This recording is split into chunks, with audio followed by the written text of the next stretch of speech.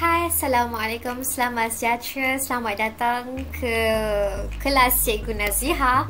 So, pada hari ini, Cikgu akan terangkan mengenai bab 1 iaitu pengenalan kita tentang sains adalah sebahagian daripada kehidupan seharian. Jadi untuk dalam video ini, Cikgu akan terangkan 1.1 saja. Next video barulah 1.2. Okay, stay tuned. Kejap, cikgu dah lama tak buat video ni kan. Okay, cuba lihat dekat sekeliling kamu semua. Baru-baru ni kita dikejutkan dengan tragedi banjir dekat banyak tempat di Pahang, dekat Johor, Terengganu, Kelantan dan sebagainya. Jadi kenapa berlakunya banjir? Adakah banjir ni disebabkan oleh cuaca saja? Atau disebabkan oleh kita sebagai manusia tak pandai nak jaga alam sekitar? Okay, itu yang pertama. Yang kedua, kalau kita tengok pelangi, kalau lepas hujan, lepas tu cerah, lepas tu dia nampak pelangi. Okay, kenapa pelangi selepas hujan saja? Kenapa tak pada waktu yang biasa-biasa, tak ada air, tak ada hujan, tiba-tiba ada pelangi? Yang ketiga, kalau tiba waktu petang kan, senja, orang dah masuk rumah, nak maghrib semua kan, kita tengok dekat langit warna orange, merah. Kenapa bukan warna biru?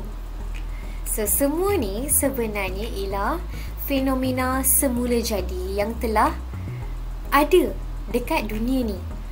So, kenapa terjadinya banjir? Banjir tu ialah berasal daripada proses hujan turun. Hujan turun dengan banyaknya, tapi disebabkan oleh ada pembangunan ataupun kita tak dapat nak takung air tu secara baik, tak ada hutan apa semua. So maka terjadilah air tu bertakung dengan banyak, jadilah banjir. Okay, so itu selingan lah.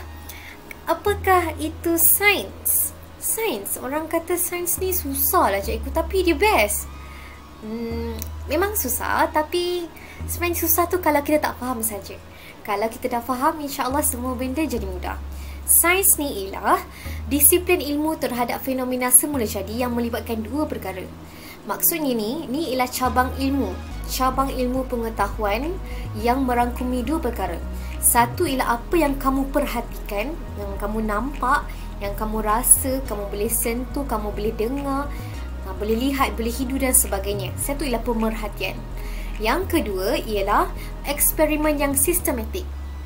Jadi kalau kita nak tahu efek kesan kalau kita buat kerja-kerja macam contoh kita campur garam dalam air, apa rasa air tersebut? Mestilah masin kan? Tapi kalau kita tak rasa, kita tak buat eksperimen, kita tak tahu. So itu ialah eksperimen. Bila mana kita uji dengan cara-cara yang sistematik. Kita tak boleh main uji je. Okay, so disiplin ilmu tentang alam semula jadi, fenomena semula jadi, itu melibatkan satu pemerhatian, satu lagi ialah eksperimen yang dijalankan secara sistematik. Okay, yang seterusnya, apa itu fenomena alam semula jadi?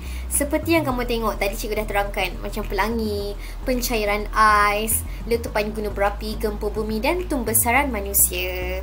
Okay, cikgu akan terangkan secara umum saja. Kepentingan sains. Kenapa perlunya kita belajar tentang sains? Dahlah susah, lepas tu nak kena belajar pula tu. Okay. Sebab sains ni amat berguna dalam kehidupan kita. Pertama sekali, kita ada banyak bidang tau. Contoh dalam bidang kejuruteraan. Kalau tak ada bidang kejuruteraan, kamu tak dapat tengok sekarang ni ada kereta, tak dapat nak belajar guna telefon. Semua benda tu ialah berkait dengan alat teknologi, yang mana berkait rapat dengan kejuruteraan. Yang kedua, penciptaan satelit. Satelit ni apa kegunaan dia? Macam kita nak berhubung, lepas tu kita nak tengok lokasi dekat tempat tu macam mana, dan banyak lagi. Yang ketiga, penemuan vaksin dan antibiotik. Sekarang ni kita tengah menanti vaksin untuk sampai ke Malaysia supaya kita dapat sama-sama menurunkan jangkitan dan juga dapat mengembalikan norma kita yang dulu bila adanya vaksin COVID-19 ni. Kita harapkan semuanya berjalan dengan lancar. Dan yang terakhir ialah meningkatkan hasil tanaman. Contoh kalau kita nak makan beras, nasi tu berasal daripada beras. Macam mana kalau nak dapatkan beras kalau padi tak ada? So itu ialah berkait dengan tanaman. Jadi sains ni amat penting dalam segenap aspek. Okay. Ini ialah antara kepentingan sains. Kalau kita tengok bangunan tinggi macam KLCC, yang tu ialah bidang kejuruteraan. Sebarang teknologi yang tu berkait dengan kejuruteraan, contohnya bangunan lah. Yang kedua, satelit. Satelit tu untuk menjadikan komunikasi lebih cepat dan efektif. Kamu nak tengok TV, nak dengar radio, nak call orang semua. Yang ketiga ialah vaksin. Cikgu sebut tentang vaksin kan. Jadi vaksin ni untuk kita mengatasi jangkitan yang mungkin akan berlaku pada masa akan datang. Jadi bila kita suntik vaksin ni, maksudnya badan kita akan mengeluarkan antibody yang mana kita dapat melawan penyakit yang boleh menjangkiti kita. Itu yang pentingnya vaksin ya. Dan yang keempat ialah kaedah hidroponik. Yang ni kamu akan belajar juga dalam reka bentuk teknologi. Tapi sekadar untuk kamu tahu, ini ialah untuk meningkatkan hasil pengeluaran tanaman. Lepas tu tanaman pun macam dia jadi lebih elok lah sebab ada penjagaan yang rapi. Alright, so kita teruskan selepas tadi kita beritahu tentang kepentingan. Sekarang kita nak tengok apa bidang sains. Contoh kan, bila kamu besar nanti, kamu nak jadi apa? Dah tak tahu lagi? Ya, tak tahu lagi. Tak apa, ada banyak masa lagi. So, cikgu sebutkan beberapa bidang yang mungkin kamu boleh fikir, mungkin ada berkait dengan minat kamu selama ni kan. Okay, yang pertama ialah bidang fizik. Okay, bidang fizik ni berkait dengan kajian tentang tenaga. Tenaga apa? Tenaga kinetik, tenaga potensi, tenaga bunyi. Tenaga tu ialah kamu akan belajar dalam tingkatan 2 nanti. So, apa yang benda yang berkait dengan tenaga? Yang tu ialah bidang fizik. Akan ada subjek fizik nanti tingkatan 4, okey? Yang kedua, biologi. Kajian terhadap benda yang hidup. Bila sebut bio itu ialah benda hidup. Jadi, sebarang kajian tentang benda hidup, contoh haiwan, manusia, tumbuhan, itu ialah bio. Ni ialah antara cabang yang paling kecil lah. Zoologi berkait dengan haiwan, microbiology berkait dengan mikroorganisma yang sangat kecil, fisiologi apa yang badan kita buat bila kita cerna makanan, bila kita makan apa jadi pada badan kita, dan botani berkait dengan tanaman. Yang ketiga ialah kimia.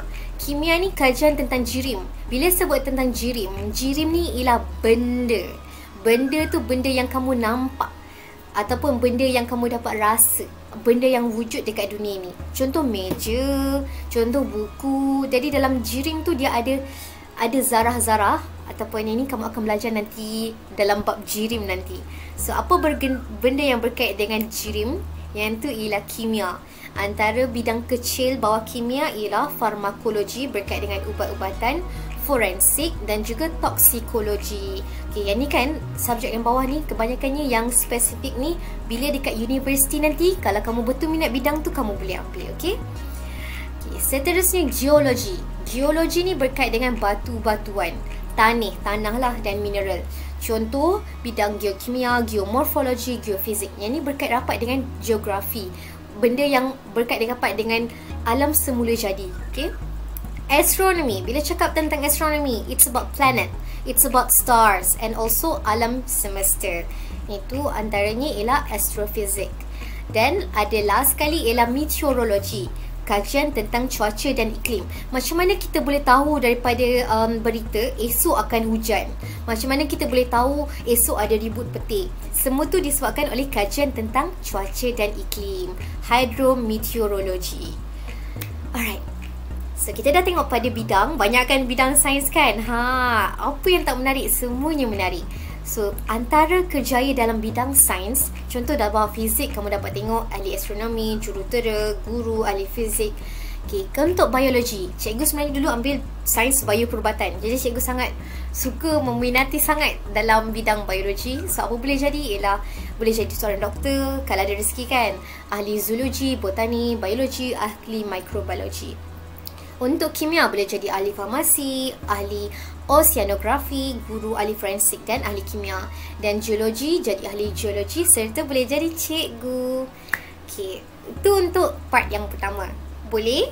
So, kalau cikgu tanya kan, apa maksud sains? Sains ialah disiplin ilmu untuk mengkaji alam semula jadi yang merangkumi apa? Ada dua benda. Satu, pemerhatian. Yang kedua ialah eksperimen yang sistematik. Okay, apa antara bidang sains yang ada tadi cikgu cakap? Yes, biologi, kimia, fizik, astronomi, geologi. Yes, bagus. Dan apa kepentingan sebenarnya untuk kita belajar sains? Okay, sebenarnya kamu boleh jawab sangat banyak, lebih daripada apa yang cikgu cakap tadi. Contoh, untuk kita membangunkan teknologi, untuk kita menemukan vaksin, untuk kita meningkatkan hasil tanaman dan sebagainya. Okay, sekarang kita nak tengok kepada